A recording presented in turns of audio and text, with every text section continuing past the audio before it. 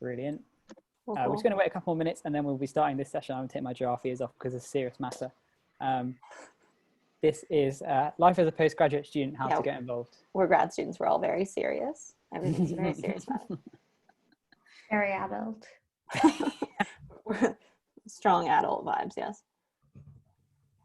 Good. Has anyone had a chance to look through the fair yet? Any favourite stalls? Really haven't. Well, that's lucky because you've got until 8 p.m. tonight. Check out all the stalls, and all our stall holders are on there doing live chat until 8 p.m. But don't worry if you can't even make it tonight. If you just drop in for this session, the fair will also be available for 30 days afterwards. Just obviously won't have students there live, so you could do a different stall every day if you wanted to, Cool. and go through. It'll be very exciting. Sign up for more things. Sign up for more things. Yeah, go and win some free stuff from our commercial partners as well. I win did some win free... the Domino's one. That's the oh, only nice. one I Did you went win to. anything? No.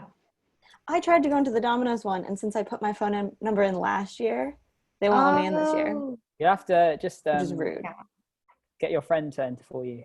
Yeah. I feel like all my friends have probably even though put it in I last gave year. them my number last year. I don't know. It told me I'd already done it. I can't believe they tracked that. That's amazing. I know. That's really sketchy of them. Fab. We're just going to give it one more minute. Hello to everyone joining us. This is Life as a Postgraduate Student, how to get involved session. So we're going to be starting just a couple of minutes, just waiting for everyone to join us. Obviously, yourselves are all in the right place, so well done. And just a little plug, we've got our final webinar after this one. We have got getting involved in Oxford drama, where to begin. So from all our different drama societies, that's coming up at 7 o'clock in our late slot after this one. So look forward to that. Right, I'm going to let you guys get on. We've got loads of people in, and I'm sure there'll be some more joining. But for now, I'm going to hand over to Lauren, who's going to start. Over to you. All right, cool. All right, yeah, thanks everybody for coming. This is just, a quick session. I'm going to run a quick PowerPoint in the beginning just to kind of explain generally like grad life at Oxford and how you can get involved. And then we're just going to open it up to an FAQ. There are two other panelists here today. So I will just share my screen to get this presentation going. All right, I did it. Okay, cool. So I'm Lauren. I am Vice President for Graduates of the Oxford SU. So the SU is the student union for Oxford. We represent students to the university, and I represent graduate students particularly to the university. So Oxford's grad community. So something that I think not many students know is that we make up over half of Oxford's student body. So I think it's like the 23,000 students that are here, more than half are graduate students. So we're a big deal. So we're very international. More than half of us come from outside the UK. And it's a very diverse body also in terms of the courses that we sit on. So there's over 350 grad courses. They're both taught and research, both full-time and part-time, every level of from like PGCE all the way up to DPhil kind of thing. And then we're also, every grad student is a member of both a department or faculty, whatever, it's called for you. And that depends on what course you're on. And then you're also a member of a multidisciplinary college, and I'll talk more about those in a bit. So there's like, Oxford's confusing. And this is kind of how I like to think of it, as there being kind of three different buckets. I don't know, whatever, you would like to call it. Three different sections of the university that kind of like fit and your social life fits into. So there's the university, and that's kind of what you're engaging with right now with the virtual fair. So that's all the clubs and societies are run by the university, the student unions under the university. We also have university sports. So, all the sports, and those are sports that we, compete against other universities. The Bodleian Library, that's a university thing. Also the Botanical Gardens, which is fun. And all the museums, so like the Ashmolean, the Pitt Rivers, like that kind of thing. Those are all kind of under the university's umbrella. But then also under the university is all of the departments and faculties, and then all of the colleges, and some colleges are also like permanent private halls, which is very similar to a college. So everyone's in a department or a faculty. That's the academic hub of your life. So that's where your lectures and seminars will happen. Research facilities, that's, your lab. That's where your supervisor is. That's where you get your academic support. And then in terms of like actual facilities, you've got, the labs and research, and then you also have library. So a lot of like departments will have, as part of the Bodleian Library, a specific section for themselves. And then departments often have study spaces as well. Then you have your college. So your college is kind of like your welfare hub and also social life outside of your department. So you've got welfare support. A lot of colleges offer accommodation, many of which you might be in right now. Colleges offer dining halls, some have bars. Every college has a common room, and I'll talk a bit more about that in a bit.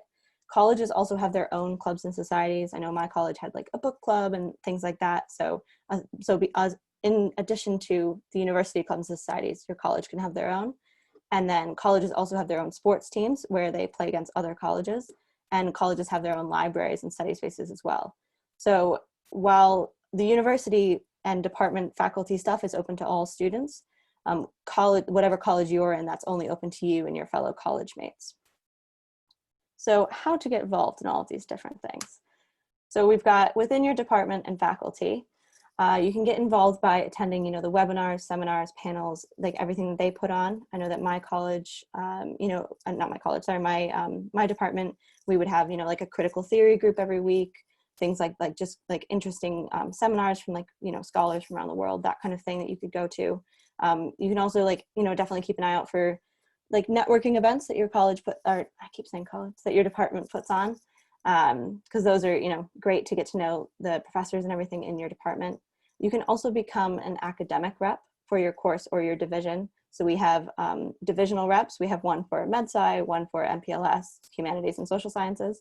And then every course also has a course rep, and all the course reps and div reps come together to voice student concerns on academic matters. So that's a great way to get involved in that.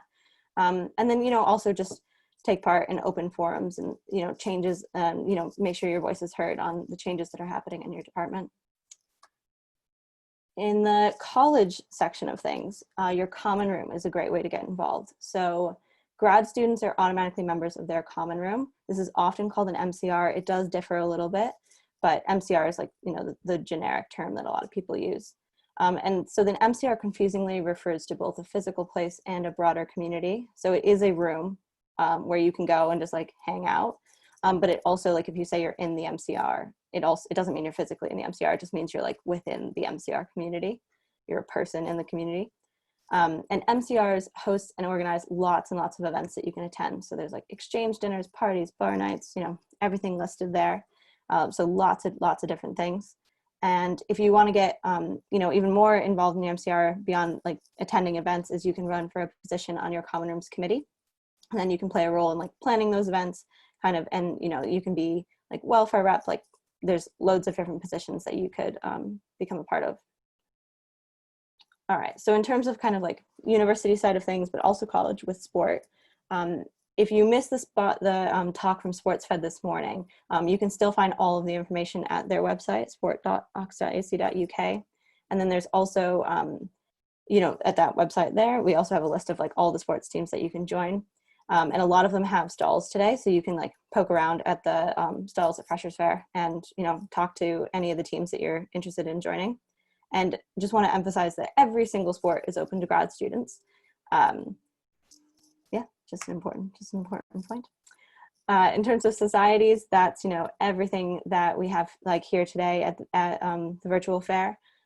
We also have, we have a directory of the societies on our website at oxfordsu.org. And then the university also has even more societies listed on their website. So be sure to check out, both of those to like really figure out what you want to get in, get involved with.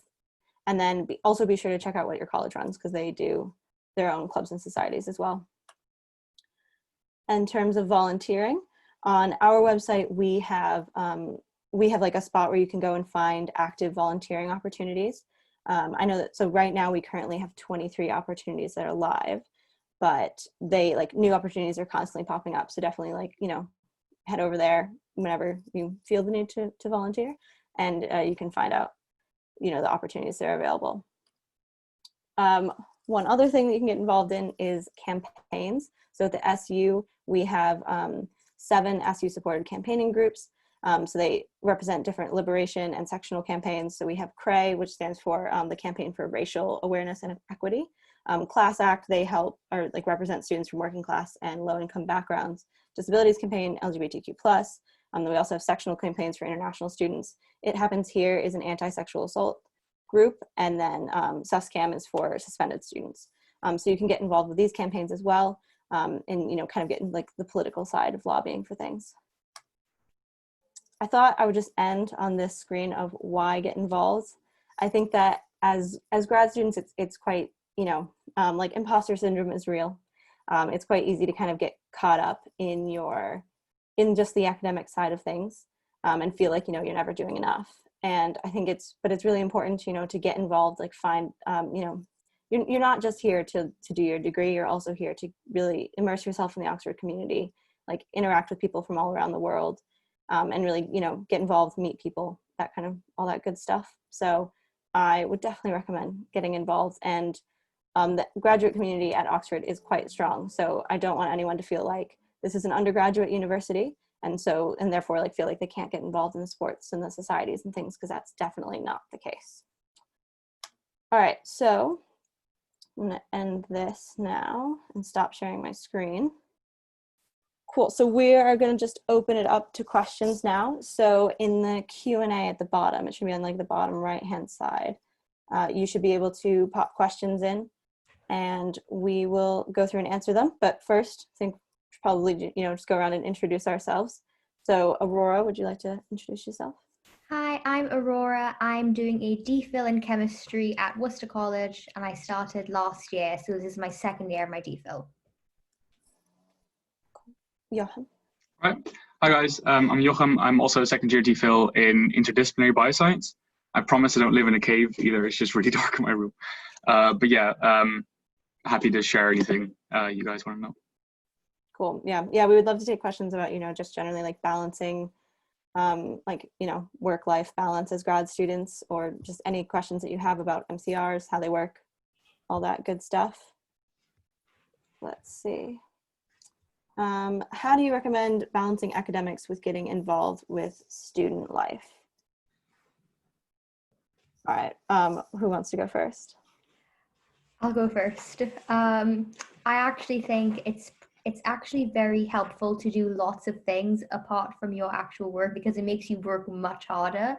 So I found that when I have lots of free time, I basically get nothing done. And so the more I fill my spare time with sports or societies or other things or seeing friends, the better I am at working. So I think that's how I balance it. Also, obviously, sleeping well, not doing too much is probably the best thing, because then you'll just go completely insane. And you are here to get a degree, so putting your work first, but also letting yourself have fun and enjoy your time here. That's the most important thing, I think. Cool. Yeah, maybe just to add on from that as well, I think maybe the second question as well, how many activities would you recommend? It's just a question of what makes you sort of relaxed after a day's work, I imagine. I mean, I like to play sports on the weekend, for example, but I don't prefer to get up at 6 in the week to do sports.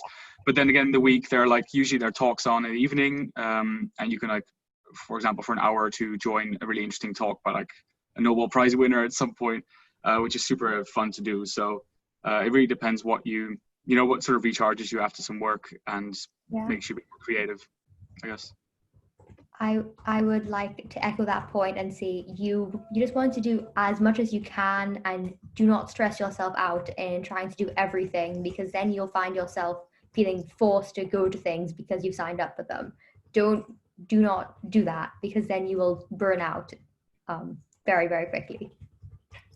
Yeah, I think it's really easy to go through the virtual fair and kind of like be like, oh, this sounds so good, like I'll just do all of it. Yeah. But realizing that you got to pick the ones that like you're actually quite passionate about and then stick to those. Yeah, I think that's quite important. So we had another question along the same line of how many activities would you recommend? Which is a tough question. I think it depends, on how much what you like. Yeah. If you're really sporty, do lots of sports. I'm not someone who's really sporty, so I'm not part of any kind of sports stuff, apart from occasionally going to like ballet or dance online, which I think is really good to recharge. How many activities? I think you should do one sporty or physical, one intellectual, whereby you can like branch out, and then one kind of more fun, cool niche thing that's kind of just your own. So if you like debating, the union; if you like reading books, English society; if you like Harry Potter, Quidditch society, those types of things, you know, like finding what you want. And I would say like do one of each. So, like I would say like 3 extra things apart from your degree. Yeah, I think that's quite a good one. And as well, there's a problem with the time you have to spend here. I know a lot of people who did a 1-year master's, for example, and really like overloaded themselves with loads of extracurriculars. I think it's about also, I mean, if you're here for like 3-4 years doing a DPhil, you can be a little bit less selective in what you do. And if you're here for like 1 or 2 years, have a good look and try lots of stuff out. Like go to taster sessions and try out loads of things. There's always stuff going on for like a week or two. And then just pick and choose something you really want to get into more, and maybe get on a committee for, or, you know, so yeah, be kind of selective depending on how much time you have, I imagine. Yeah, I know that in terms of like getting involved last year, spent most of my time with the like on my MCR committee, because I was social secretary, so it was like a quite intensive role. So because of that, it was kind of like, you know, then when I decided to join the Feminist Society as well, I knew that it couldn't be like I couldn't like run for the committee for that as well. Like that needed to be like a less intense role. Yeah, so I think the different time requirements of each one also matters a bunch. Yeah. All right, cool. So the next question is about, can you talk a bit more about opportunities for volunteering and campaigning? So I can take that one a bit. Yeah. So in terms of campaigning, so underneath the Oxford SU, we have, you know, those 7 campaigns. If you wanted to start another campaign, that's something that you could talk to our student engagement team about. And it's really like, you know, there's small communities within the SU, within the university, where students can come together, talk about issues, and then push for change on that. And a lot of times that comes like through the student union. We are all, you know, as BP graduates, I sit on a lot of university committees, so I can raise voices in those spaces. And then, but also it's, you know, like I know the International Students Campaign is doing a mentorship program to help international students like match up with people from their country and from their home country, and, you know, like feel more comfortable getting involved. So the campaigns are spaces for people to come together, lobby for things they're passionate about, and, you know, just make Oxford a better experience for people within those groups. In terms of volunteering, I don't know how much else I can say about our website, because that, you know, the opportunities that pop in there like vary quite a lot. But I know that there are quite a few volunteering societies within Oxford, just within the university. So Oxford Hub is the first one that comes to mind. But what was it? RAG, within the SU, we also run RAG, which is our like charity division of the SU. So definitely would recommend getting involved with that. Yes, we have there's a booth for that. So I would recommend heading over there to learn more about that. Cool. All right. The next question is, of all places based on your personal experiences, do you recommend college as the easiest / most direct way to make friends? I'm just, did you miss one, Lauren? It's just like, can you prepare mentally for how mad Oxford is? Yes. Do you want to do that one first? I mean, I guess, not really, no. You prepare mentally? Yeah. I think you have to roll with it at the start. Obviously, there's going to be like an overload of stuff coming your way, but yeah, it's going to be a lot at the start. But definitely, you'll find ways to fish through it and find the stuff that you find interesting. Just expose yourself to stuff. Like, I mean, I think that's the important thing. Like, don't be too certain in what you want to do right now and spend your free time on. Just like have a look at a lot of different options, I'd say. Yeah, it's a bit intense at the start. Yeah. Yeah, I would again say that it is very intense at the start, but I think you just want to head right in, do as much as you can, and then you will eventually find where you're supposed to be. So kind of don't get scared if in the first 3 weeks you find yourself thinking, wow, I'm stressed, because that's normal and everyone feels it because you've just moved here. It's a new place. There's so much to do here. it's insanely active here. And so you will feel stressed, but you will find your place eventually and you will love it. That was beautiful. Yeah, I definitely like that, you know, just going to reflect what Aurora said. Yeah. It does kind of, you settle into it, and it gets less overwhelming as the time goes on. Less. A little less, still a bit, but you know. All right, so okay, so back to the what do you recommend college as the easiest / most direct way to make friends? I think college is your first port of call. When you've just arrived, you have the MCR, and that's somewhere where you can go and meet people. But then apart from that, there are clubs and societies, and you can meet other people there. So I think it's a bit of both. I'd say try everything, and you will definitely find friends in Oxford very easily. It's not difficult. I think in the MCR, it's probably easier because you're all grads and because you're all adults. You've had a bit more experience. You can talk about your life. But at the same time, if you go to any club or society, you're going there because you like that. And the people who are also going there like that. So that's also a shared common ground, kind of common interest. So I think they're both really good places to go to find friends. Yeah, for me, the MCR was definitely, in my personal experience, the MCR was the place to go to make friends straight away. If you're on a course, I mean, get involved in like the socializing on the course, because it's actually quite nice to have a few different groups of people you can mingle with and have different interests as well. And if you got like very specific things that you love doing, just sports or something else, some intellectual curiosity, like join the clubs that are associated with it, and you'll find people there who you can get along with. Great. So yeah. Cool. All right. So the next question is from a student from the Department for Continuing Education, and they said it's fully virtual, so they're based in London. What's the best way for me to get involved being a student at Oxford? I'd say like this is a great term for getting involved even if you're not here, because of the virtual nature of things. I know a lot of students are actually starting remotely right now. So like societies and clubs are definitely going to be hosting a lot of virtual events that you can get involved with. Do you guys have anything to add with that? Yeah, I'd say again, lots of clubs and societies and stuff are doing lots of things online. Even sports clubs are doing kind of classes online. So it's going to be really easy to get involved even while you're in London. But at the same time, I would recommend you just visit the city. Maybe go to your MCR once, see the people, just so that you can put basically a name to a face and a face to a name. But I think you've chosen the right kind of term to be semi-virtual or kind of semi-not in Oxford. Yeah, I definitely add on to that. If you're planning on coming in semi-regularly, I think I like don't place your money on this, but I think maybe in like this term or next term, there'll be some events in person, which will be possibly through your MCR or something. I know at my college we have like a weekly bar night, and there are like board game nights and that kind of stuff. So that might actually be starting to pick up at some point in this academic year. So if you're then just dropping in semi-regularly, everyone's super welcoming, so you can just join in and you know, there's no obligation to stay or come or not go. I mean, so whenever suits you, I think that's fine. All right. So the next question is, what is the best way for grad students with families to get involved? Are there any activities that are kid/family friendly? I know that this is like a lot of grad students have like children and families.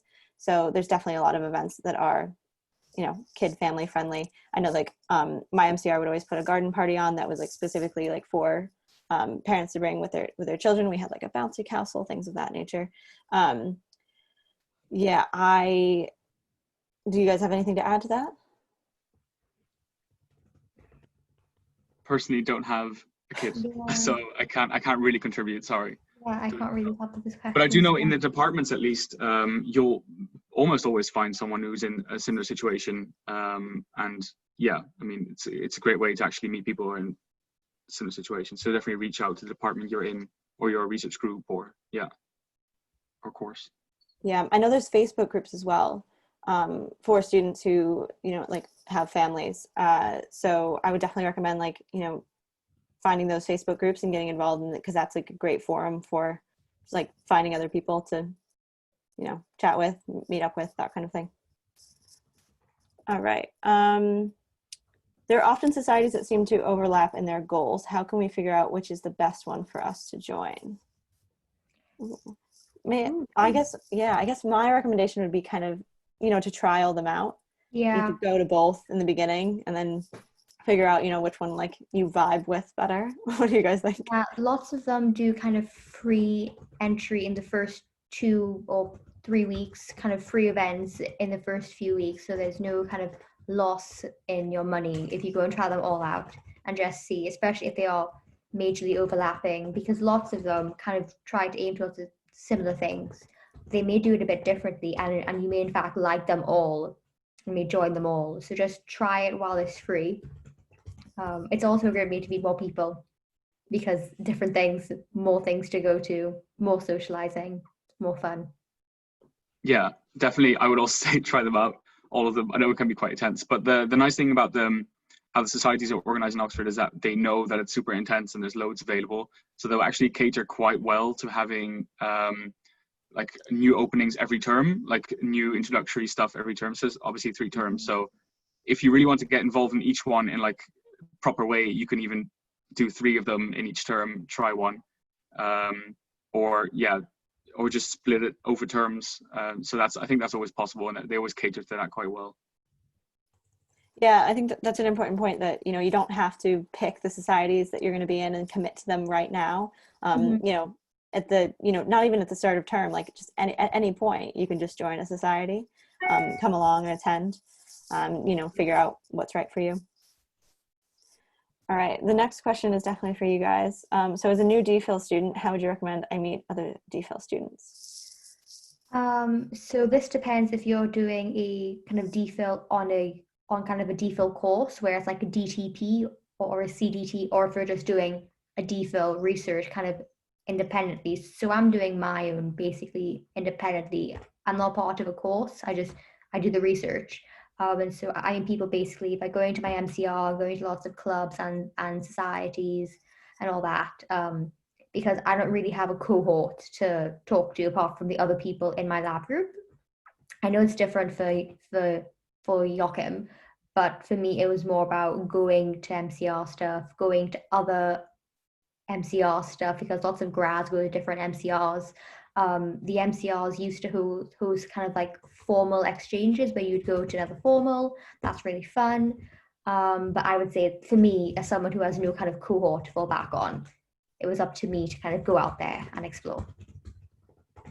Yeah, so exactly. In contrast to that, I was on a DTP, or I'm on a DTP, and that gives you a cohort of about 50 people in my case, which is pretty great, because then straight away you've met some people. I'm living with some people right now who are in my course as well.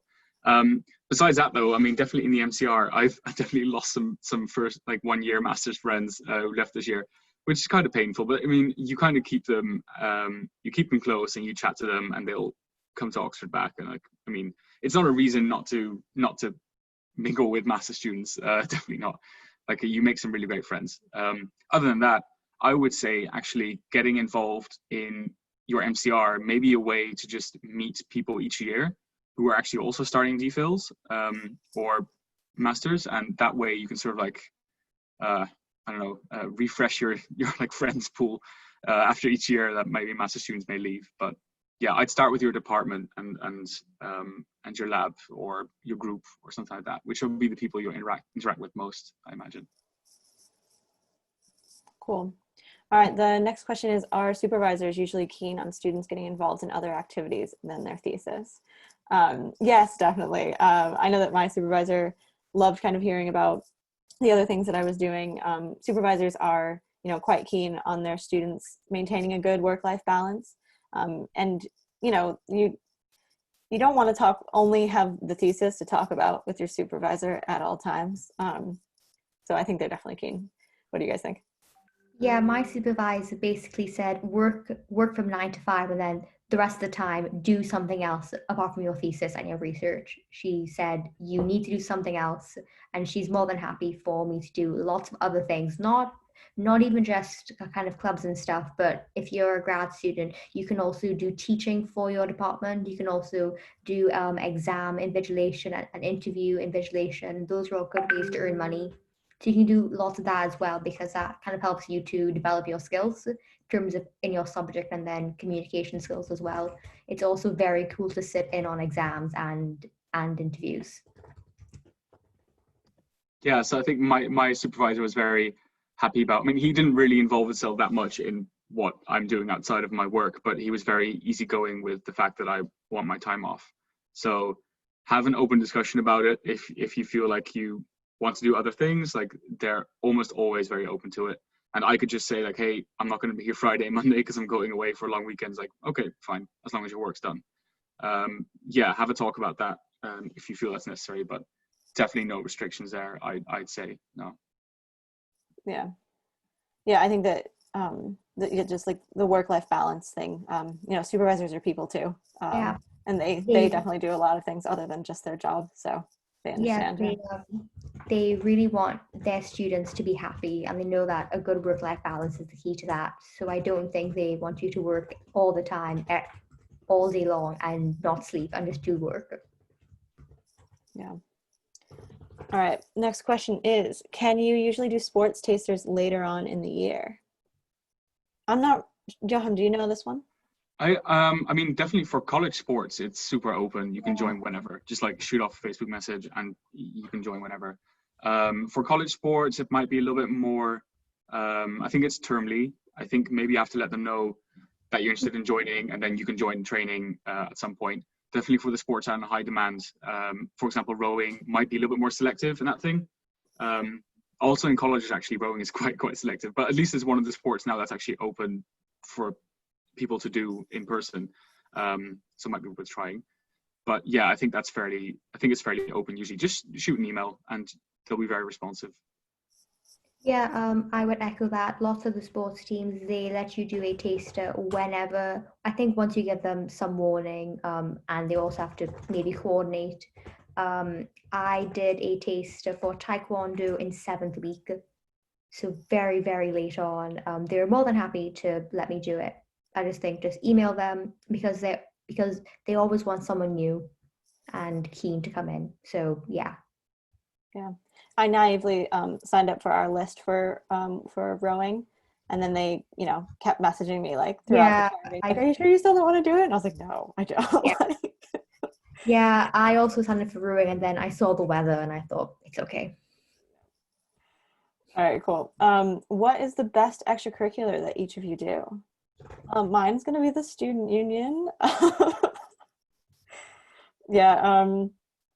But last year when I was on my master's course, it was probably the MCR. I was like super involved in my MCR and being on the committee in organizing events. So that was, gave me a lot of joy. It's good. What about you guys? Mine would probably be the Oxford Union. I'm really heavily involved in that. It's really fun, lots of events, very busy, but it means, again, I can fill my time and I get to see really cool speakers and meet really cool kind of people who like similar things as I do. But yeah, I think that's what I mean to get involved in. It keeps me really busy. It broadens my mind and my horizons because I'm a scientist and I get to learn about lots of politics and philosophy and other things, which is good, so that I don't just think about science all the time. Yeah, that's definitely a good point. I like to split it sort of in, so yeah, I'm also involved in the MCR. I'm the bar manager, but the bar is closed. So, I mean, I'm just looking after a bunch of bottles at the moment. But other than that, I do college sports, which is just really nice to get out on the pitch and run around on the Saturday and to, get some stress out. But I think it's just a combination of stuff. I mean, if I feel like doing something, if I have like a free night off, or I just feel like going to an interesting talk, you can always find something to do and get some people to go with and do something interesting. So it's a mixture for me. Yeah, I do. Some of like my favorite events actually from the year though were from clubs and societies that I wasn't involved in. It was just like, they were putting on a presentation of something that I found really interesting, so I would just go. And I found that quite nice. All right, the next one. Why did you choose to join and give your time to a role in the SU rather than something else? This is for you. So in the SU, the role that I'm in right now is actually a full-time job. So I finished my master's last year, and then so it was in January I ran for this position, with the knowledge that it would be kind of like my thing for like all of this year. So I like, you're not allowed to kind of be doing your degree at the same time as this job because it is a full-time job. So I guess that would be kind of, why, but I'm still a student. So I am still like quite involved in other things. So still involved in the MCR and all that good stuff. All right. Can we join clubs and societies at any time of the year, or do we need to be involved at the beginning? Definitely not. So, all the hype about joining clubs and societies is definitely right now, but throughout the entire year, you can definitely tag along to any event. Just, send an email, Facebook message, whatever, to the president, co-chair, whatever it's called of the society. And clubs and societies love when new students are interested, so they're not going to put a cutoff date on that. All right. Yeah, I would, again, same thing. You can join whenever. Lots of them, although, do offer free membership in the first few weeks. So if you really want to get in on that, just join randomly. Cool. All right. Are some clubs/activities more geared towards undergrads? I don't know. I would say geared. You'd maybe find that there are more undergrads involved in some activities. So, which doesn't necessarily make it geared towards. It's just that, for example, college sports, quite undergrad heavy, but that's definitely not mean that you can't join. It's actually a really great way to meet undergrad students, because usually there's only like a year or two difference in like, it's really weird that there's such a split in that regard. Just join. It's a lot of fun, and you get like a different side of Oxford than as a postgrad. So I wouldn't say there are actually explicitly clubs that are geared toward undergrads. I would say that there are only clubs that have more undergrads than postgrads, but just join. It's good fun. Yeah, I would say lots of clubs are dominated by undergrads in terms of they run everything. But it doesn't mean that you as a grad can't come in and try to run it, take control. Yeah, there were some clubs that I joined where I was like, I remember when I went to the first meeting, I was just literally like, I'm just going to try to find another grad student. But it actually ended up being surprisingly easy to kind of find other grad students. And, the other grad student is always like, oh, are you a grad student too? Like, it's so surprising. But then you realize that actually there's a lot of you rumbling around. So I think kind of there's a mentality that undergrads do kind of run everything. And I think in some clubs and societies that probably is true, but there's more grads getting involved than you think. All right. How much do you feel old when you're joining a society with lots of undergrads? Are there usually lots of undergrads?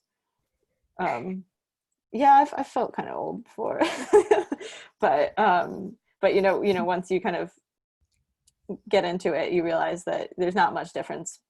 Grads and grads, so it doesn't really matter. There's a lot of other old folk walking around as well, so it's fine.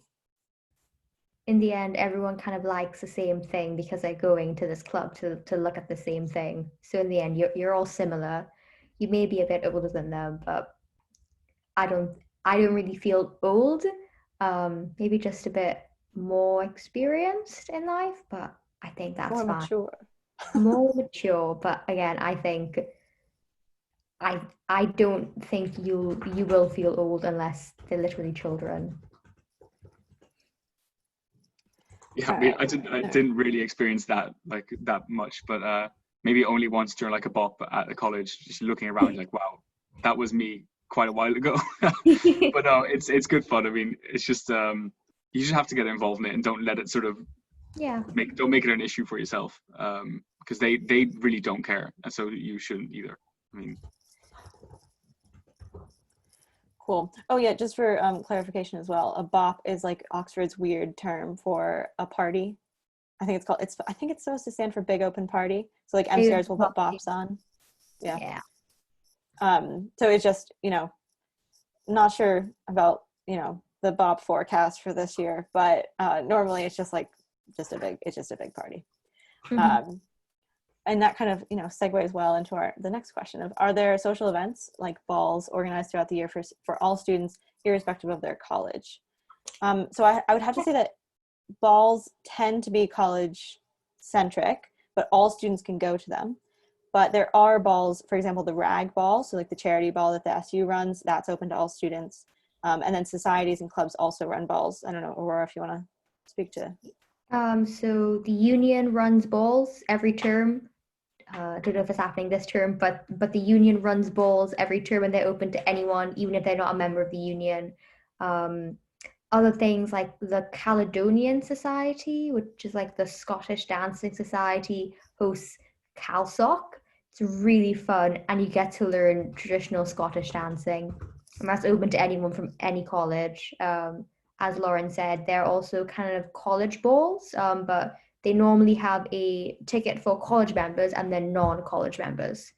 It's basically normally like £10 difference in the price. But then there are also other kind of things that are not college specific, like societies that host parties like Law Sock Ball, finance drinks / balls. These are all just for the society, not based on your college. So you have lots of opportunity to meet other people not in your college. As well. All right, cool. All right, so the next question is about feeling less isolated during this term. I know that, all three of us went through, the lockdown in Oxford last time. So I don't know if we could speak to like experience with that and trying to feel less isolated. Because, it is true that clubs and societies are not proposing as many in-person events this term. So, especially as an international student, it is quite odd. What do you guys think? I understand it's quite difficult, and like considering that we've had 2 terms where we could meet people and then we didn't, it's kind of different than when you just arrive here. I would suggest, I think my course and the college I'm in, they have like a buddy system where you can reach out to someone from the college who's already there and sort of maybe meet up or even virtually. But I mean, I'm a buddy for in my college, and we're, I think, going to plan like a social distance, like coffee somewhere sometime, which might be an option for you to just check if you guys have that. And if not, I mean, ask like, can I meet someone? Like, is someone, Yeah, can I just like be linked to someone and you can go out and grab a coffee or something? Yeah. So maybe reach out then if that's available to you. yeah, I would do the same thing. So my college also has a buddy system with kind of the incoming grads. If your college doesn't, just I guess email the MCR Pres or MCR Social Sec, and they can link you with someone. Same for your department. There's probably going to be someone who was you the year before. Email them, say, hey, I'm new, would you like to meet for a picnic in the park, socially distanced, or a coffee socially distanced. Take advantage of the weather while it's still relatively okay, not dead of winter. Do that. And yeah, just try to kind of meet people virtually, kind of on Zoom events. Go to lots of the freshers events that your MCR may be hosting, lots of Zoom stuff. And I think that'll be good. And so if you meet someone on Zoom, you can then say, hey, let's meet up for coffee or a picnic or whatever. Just try to take advantage of that, because then you'll feel less lonely, definitely.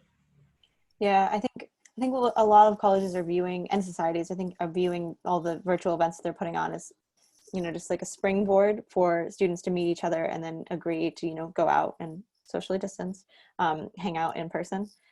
So I would kind of view those, the virtual events are, they're a bit odd, but if you view them as just kind of, like meeting people so that you can then go out and meet people in a different way later. I think that's a great way to look at it. Also, the International Students Campaign is doing a mentorship program, and I would definitely recommend signing up for that, because then you'll be paired with an older student who is also from your country, and then they can, help you out as well and possibly integrate you into meet other people kind of thing. All right, the next question is, how do you follow up on potential work, e.g. exam or interview supervision? Because I had mentioned that. So normally, I got emails from my college. So if it's for interviews and exams, they send it around 6 or 7 weeks to the college members saying, hey, we'd like some grad students who'd like to sit on exams or invigilate or sit in on interviews, and you just do that. if it's your department, I would probably email the person in charge of teaching for your department, ask if they want people to help with marking or demonstrating or tutorials. That's the best way to do it. Or maybe ask your supervisor directly, because they're normally a tutor in a college and they may need help with, marking or talking to students or stuff. So that's how I did it. Also, my department, which is chemistry, they advertise via emails all these positions. So I'd have a look out for your departmental wide newsletters. Yeah. I've also, through your college, sometimes there's opportunities to advertise as well. I know that's how I found one, like possible like research opportunity. So like keep an eye out for that. All right. The next question is, I've had to defer, so I'm only starting in January. Will this event take place again before Hillary term, or would you already sign up for societies now? So in terms of like this exact event with V fairs and this platform and everything, I don't believe that we're planning to do it again. But I know that a lot of colleges and societies are planning doing like a refreshers fair in Hillary term, because everyone is kind of aware that this is a really weird term, and people are going to want to get involved in a different capacity in January and later. So I would definitely keep an eye out for that, because a lot of societies are planning that. So, all right. The next question, I'm not really sure. It's about what financial support is available for postgrads. I think it kind of, well, for postgrad specifically, I'm not sure, but it kind of depends.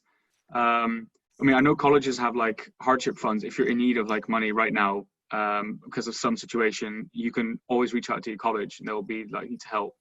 As for long-term financial support,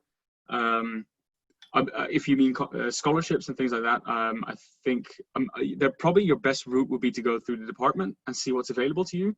There's loads of little pots of money hiding away, and you just need to like ask people, hey, is there anything I'm eligible for, I can ask for, I can apply to.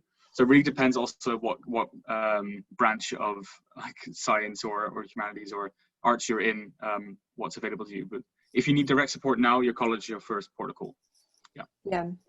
Yeah. So every college has a college hardship support fund, and then the university also has a hardship scheme where if you do find yourself in financial hardship, you can apply to either of those and just go. Every college has a financial officer. Email them and detail your situation, and then they can work with you to figure out your best option. I know there's also like COVID specific support schemes going on. So yeah. And if it's like for long-term, actually just making money on the side, for example, tutoring, not necessarily in the university, but tutoring just in general is a really good way. Like you're quite high in demand being like at Oxford.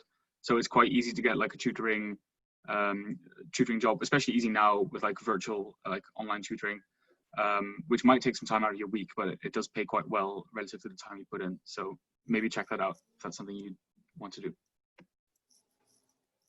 Cool.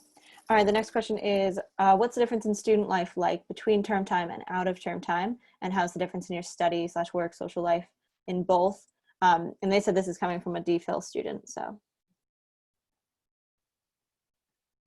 From my perspective, it's just nice and quiet in town, basically. So for like research, if you're in the lab and the undergrads are gone, it's quite nice sometimes because you can actually do stuff more effectively.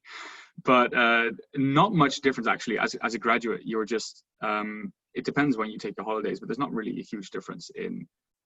You might have actually more access to your supervision because they're not busy giving lectures and tutors and stuff like that. So I didn't really notice the switch between term time and normal and out of term time, except socially, maybe that people on 1 year masters and stuff would leave, and then it'll be a little bit quieter. But it gives, it's a nice little, it balances out your time and your social life a little bit. I kind of had the same thing. It also depends on how involved you get with the different clubs and things at Oxford, because they run on kind of 8-week schedules. And so I normally found once it was kind of 9th or 10th week, I realized, I have less things to do tonight, solely because there are no kind of talks to go to. So it's also dependent on that. But as Joachim said, your department gets much quieter and you have much more time to talk to your supervisor about your project because they're no longer doing lectures and helping students. So you have more kind of you time. But you also don't really realize that it's the summer because if you're kind of on like a DPhil, you're kind of working throughout and you can take holiday whenever. And so it's more up to you. And so it's less structured in terms of you don't have kind of set times of term. And it's more up to you to kind of set when you go on holiday and when you take breaks. I can answer this from a master's student perspective, and there's a significant difference. So I was on a taught master's program, and for us, the terms are quite important because you have all of your teaching between, weeks 1 and 8. And then the between term time for me was just, working on papers to submit before the next term. So in terms of like work, I wasn't, I didn't have classes to go to anymore. So it was just like a lot more free time in my schedule. In terms of social life, it does also calm down a bit. But, as VP graduates, I'm actually working to try to counteract that, especially for this year, given that it does seem like a lot of us will be staying over the term breaks. Working to get more events going between terms. There are currently events between terms, but it does slow down a bit. So, yeah, but it's kind of nice. It's time to relax. People go home to visit, family and that kind of thing. So, the next question is similar. So, how much time do you think it's reasonable to ask your DPhil supervisor or time off to ask for? So this is coming from an international student. What do you guys think? I mean, the question below already says also locks into it, where it says you have like 6 weeks of leave every year. That is your right to take whenever you want. So that's excluding bank holidays, just national holidays. So it's fairly generous amount of holiday you get. Take it, definitely take it. I mean, if you want to visit your family for a month or two a year, except for like the contractual part of it, just talk with your supervisor or your you're doing a DPhil, right? Yeah, just talk to your supervisor. Like my supervisor is completely chill with doing everything. You might even be able to go home, take like 3 weeks holiday and do a week of work, but at home, if you can do some reading or like writing or whatever. So I mean, you have quite a lot of time available, but also speak to your supervisor, and they're usually very accommodating. I would again speak to a supervisor. My own is really chill about when I take my holidays. Again, you do have that kind of like 6 weeks where you can do holiday, and then if you ever feel like you need a break, it's totally fine. My own works on it. If you do some extra work in the lab on a Monday past 5 p.m., you get those hours and you can take that off sometime. So it's more just once you do your work and you're kind of doing well in that, they're fine to let you have time off. If you feel like you need a day off, that's completely fine. If you have a medical emergency, that's completely fine. They're normally extremely understanding because they know that you doing a DPhil is already very, very stressful, and they don't want you to be completely burnt out and stressed. And so they're fine with you taking time off once you are working at a reasonable pace. Cool. All right. So as a part-time grad student, how can you get the most out of the student experience at Oxford? I guess I would recommend, you're still a student.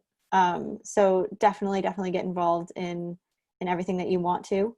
So clubs and societies, get involved in the MCR, and whenever you can go to an event that particularly interests you, definitely do so. Yeah. Do you guys have anything else to add? Not much, except for that, exactly, things like MCR or your societies are always open to welcome you. So it's not like you have to be involved from the start and it's very super cliquey and you have to be involved. You can just join in whenever. If you're not there I've seen people not being there for 3-4 weeks and then join a bar night, and it's fine. I mean, everyone's getting along. So just join whenever you can. Yeah. Oh, yep, I would agree. Just join whenever you can. Everyone is super friendly and super welcoming in Oxford because they all know it's a strange place to be anyways. They're not going to judge you for not being there. So just show up to things, be friendly, and you'll be fine. Yeah. I think there's a lot of students that are full-time students, but you know, they aren't involved all the time, and that doesn't hurt them at all in terms of, you know, still being involved. So I think that's a good point that Johan made. All right, the next question is, wait. Oh, no, I already answered that one. Just to let you know, Lauren, I think it's shutting down in 2 minutes, the thing. Yes, yeah. Just trying to get the difference between the Oxford Speaker and Orator Club. I don't know. So I'm going to direct you to their stalls so that you can ask them. And yep. So if you do have more questions, definitely email me. You can reach me at vpgraduates@oxfordsu.oxfordsu.uk. And you can also pop over to the Oxford SU stall where you can like chat with us live. I don't know if we have time for one more question. So how about for the last question, we'll do, how do you manage the humongous volume of emails coming one after another in your mailbox? What do you guys do? They slow down after a while. Just deal with it. It's going to happen. Flag the ones that are important to read at a later date. Just the ones that's important, flag them and read them in detail when you have more free time. That's what I would do. I like organize my inbox and have like subfolders, and one says to do, one's to read, and one's to like follow up later, which rarely happens. And then I have a category that's just like everything else. So, and that works quite well for me. But all right, well, thank you guys all so much for coming. This was great. Like the number of questions that came in was really, really great to see. I hope it was helpful for everyone. Ben, I don't know if you want to say anything to close it out. Yeah, thanks so much everyone for getting involved. We have one, and it's really good to hear from all of you. And yeah, Lauren's on the stool. You can always head over to the SU stool if you've got more questions. And Lauren, I've popped her email there as well, so you can ask her any questions direct. Hope you have a great year at Oxford, or many more years if you're staying for more fun. And thanks so much to our panelists. We're going to leave you there. We've got one more session coming up very shortly about Oxford drama. So you can join us for that, and one more hour of the live fair. Thanks so much for getting involved. And the fair will also be available for another 30 days afterwards. So you can pop back in and check what's going on. Thanks very much and have a great evening. All right, bye guys. Thank you. Bye-bye.